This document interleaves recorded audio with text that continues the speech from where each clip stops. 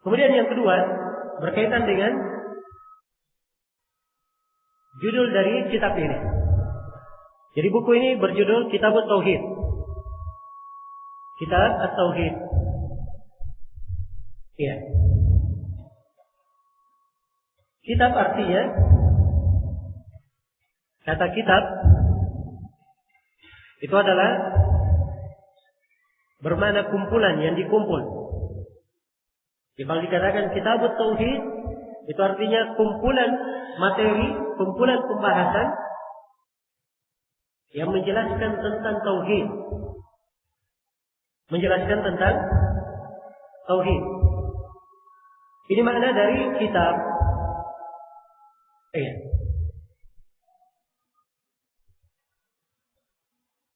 Adapun kata tauhid, tauhid itu adalah masdar dalam bahasa Arab. Dia adalah dari kata wahhada yuwahhidu, tauhidan. Jadi kata wahhada yuwahhidu tauhidan. Itu tauhid dalam pengertian secara bahasa. Kalau dikatakan dia mentauhidkan, artinya dia mentauhidkan Allah, artinya dia memberikan, menisbatkan pengesaan hanya kepada Allah Subhanahu wa taala. Ya. Bahwa Allah itu adalah yang maha satu di dalam segala hal yang berkaitan dengan Allah Subhanahu wa taala. Jadi ini makna tauhid secara bahasa. Adapun secara istilah didefinisikan oleh para ulama dengan beberapa definisi,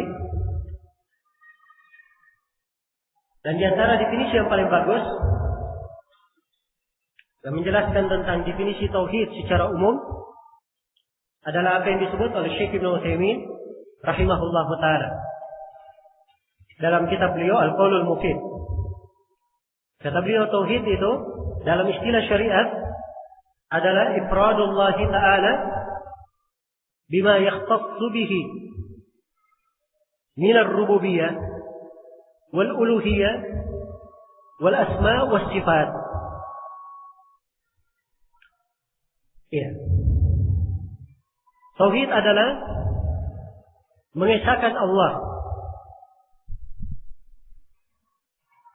Mengesahkan Allah Ta'ala bima yakhtassu bihi, pada hal-hal yang merupakan kekhususan Allah. Pada hal-hal yang merupakan kekhususan Allah. Apakah itu berupa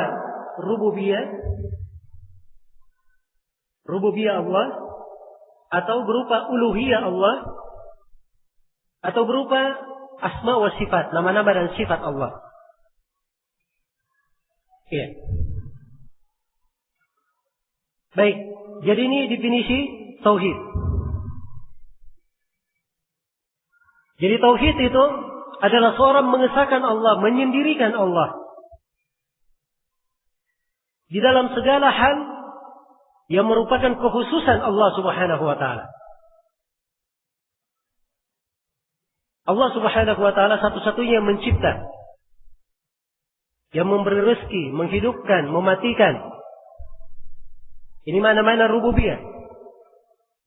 Jadi mengesahkan Allah adalah seorang hamba meyakini bahwa hanya Allah yang menghidupkan, mematikan, menghidupkan, memberi rezeki. Ini mana mentauhidkan Allah dalam rububiyahnya. Ya. Demikian pula Allah Subhanahu wa taala satu-satunya yang berhak untuk diibadahi.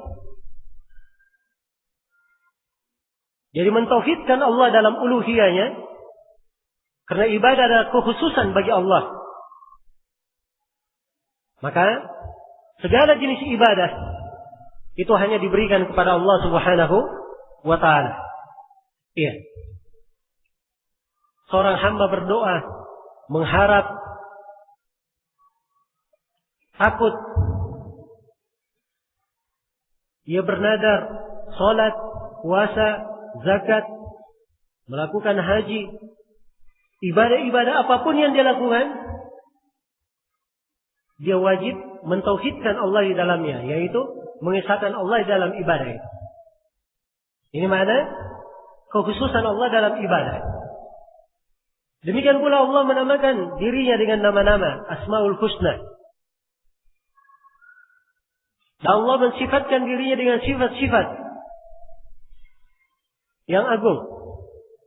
Dari nama dan sifat tersebut ada nama khusus bagi Allah. Tidak boleh dinamakan kepada selain Allah Subhanahu wa ta'ala. Iya. Karena itu dari tauhid, seorang hamba yang mentauhidkan Allah, dia wajib mengesahkan Allah pada seluruh kekhususan Allah Subhanahu wa ta'ala itu. Jadi ini makna tauhid secara global. Ya. Dan tampak dari definisi yang saya terangkan tadi bahwa tauhid itu terbagi 3. Seorang hamba di dalam mentauhidkan Allah, ya, dia wajib mengetahui bahwa tauhid terbagi 3. Yang pertama ada yang disebut dengan nama tauhid ar-rububiyah. Tauhid ar-rububiyah.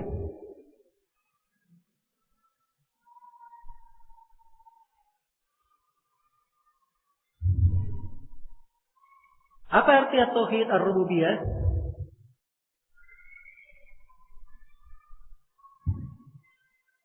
Iya. Tauhid rububiyah adalah seorang hamba meyakini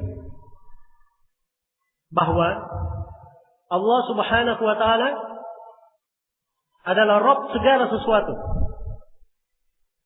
yang menciptakannya, yang menguasainya, yang memberikan rezeki kepadanya, menghidupkan dan mematikan,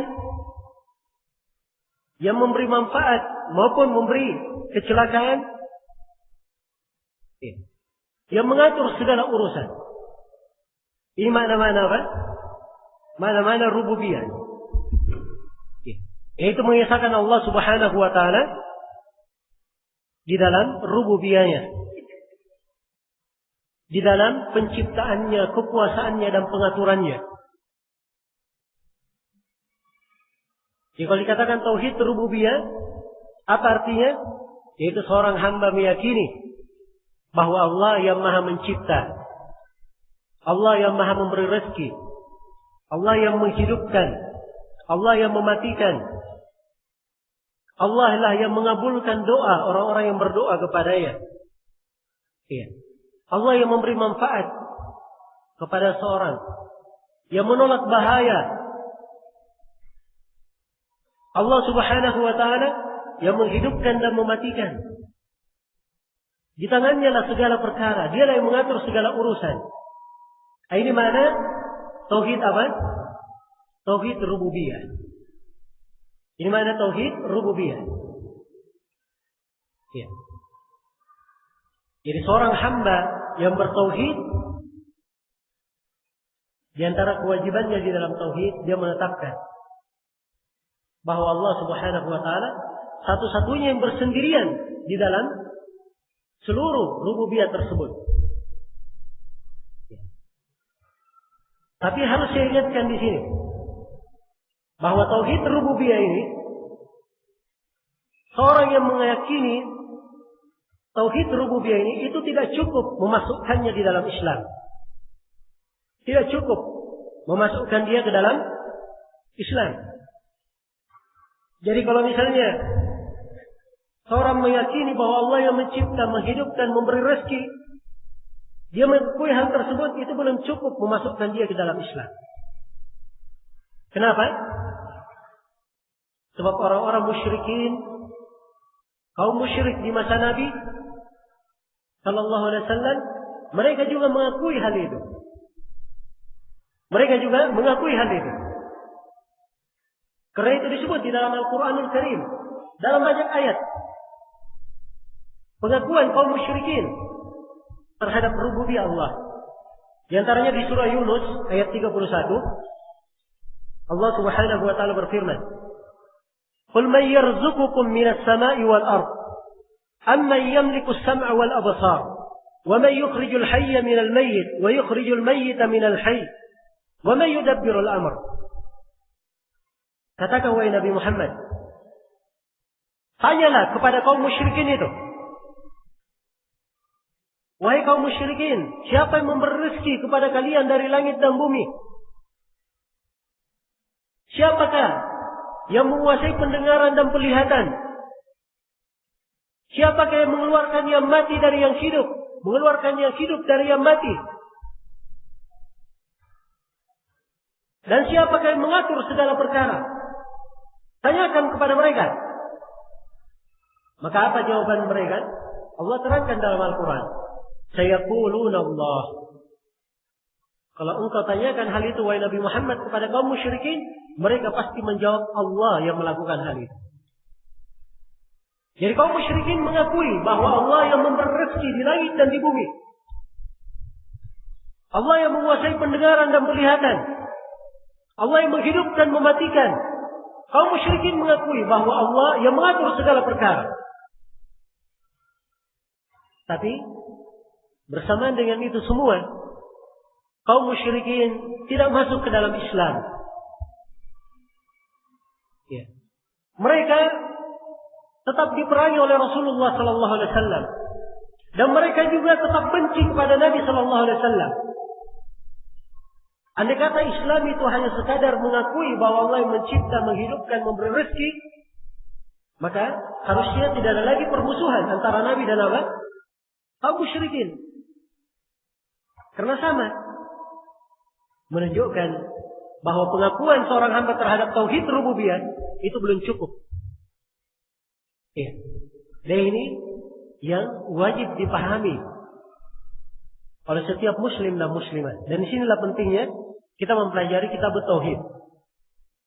Sebabnya dari kaum muslimin dan muslimat di masa ini, mereka menganggap bahwa Islam itu cukup dengan dia meyakini Allah yang mencipta, menghidupkan, memberi rezeki.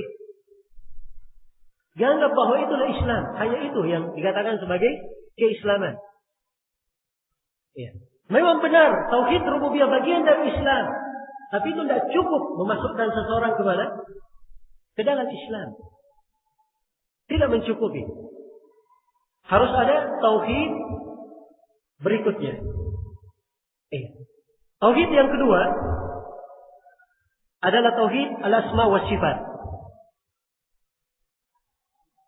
Seorang mentauhidkan Allah dalam nama-nama dan sifatnya. Ya. Allah Subhanahu wa taala menamakan dirinya dengan penamaan-penamaan yang agung. Dengan Asmaul Husna. Al-Alim yang maha mengetahui, Al-Qadir yang maha mampu, Al-Aziz yang maha perkasa, Al-Ghafur yang maha pengampun, Ar-Rahman, Ar-Rahim yang maha merahmati, maha mengasihi. Ya. Al-Latif, Al-Khabir, dan banyak lagi dari Asmaul Husna. Demikian pula Allah sifatkan dirinya dengan sifat-sifat yang agung. Iya. Allah sifatkan dirinya dengan sifat-sifat yang agung. Allah sebutkan bahwa dirinya beristiwa di atas arsy. Dan Allah Subhanahu wa taala sebutkan,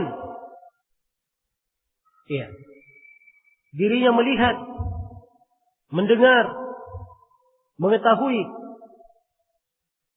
dan banyak lagi pensifatan-pensifatan dalam Al-Quran dan hadis Rasulullah sallallahu alaihi wasallam. Karena itulah dari kewajiban seorang hamba dia menetapkan nama-nama dan sifat-sifat Allah Subhanahu wa taala. Iya. Dia tetapkan seluruh nama-nama Allah sesuai dengan kemuliaan dan kebesaran Allah. Demikian pula dia tetapkan sifat-sifat Allah sesuai dengan kemuliaan dan kebesaran Allah Subhanahu wa taala. Iya. Jadi ini tauhid yang kedua.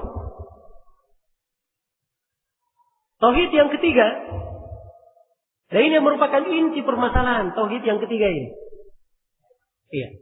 Sebab di dalam masalah tauhid asma wa sifat tidak diketahui dari kaum musyrikin ada yang menolak nama-nama dan sifat Allah.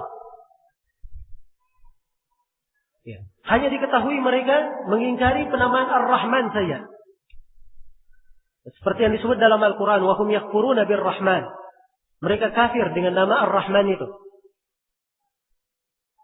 Hanya itu saja yang mereka kafiri. Adapun yang lainnya mereka tetapkan.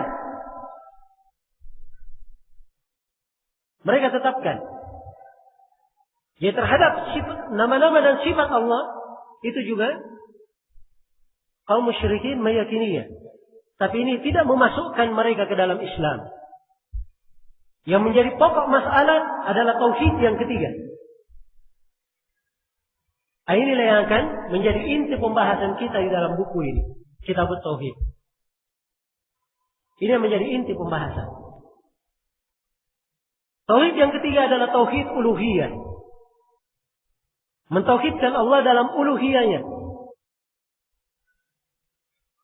Apa definisi tauhid uluhiyah? Yaitu ifradullah ta'ala bil ibadah.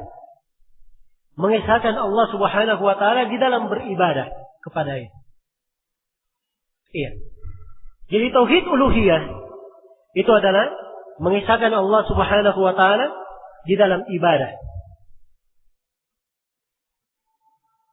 Mengesahkan Allah di dalam ibadah. Nah, di sini tatkala seorang hamba mengetahui bahwa kewajiban yang terbesar adalah dia memahami tentang tauhid uluhiyah, maka dia wajib untuk mempelajari apa itu ibadah, agar supaya dia memurnikan ibadah-ibadah itu hanya untuk Allah Subhanahu wa taala. Kemudian dia wajib mempelajari bagaimana memurnikan ibadahnya kepada Allah Subhanahu wa taala. Iya. Inilah kandungan dari pelajaran tauhid secara global yang kita akan bahas di dalam buku ini.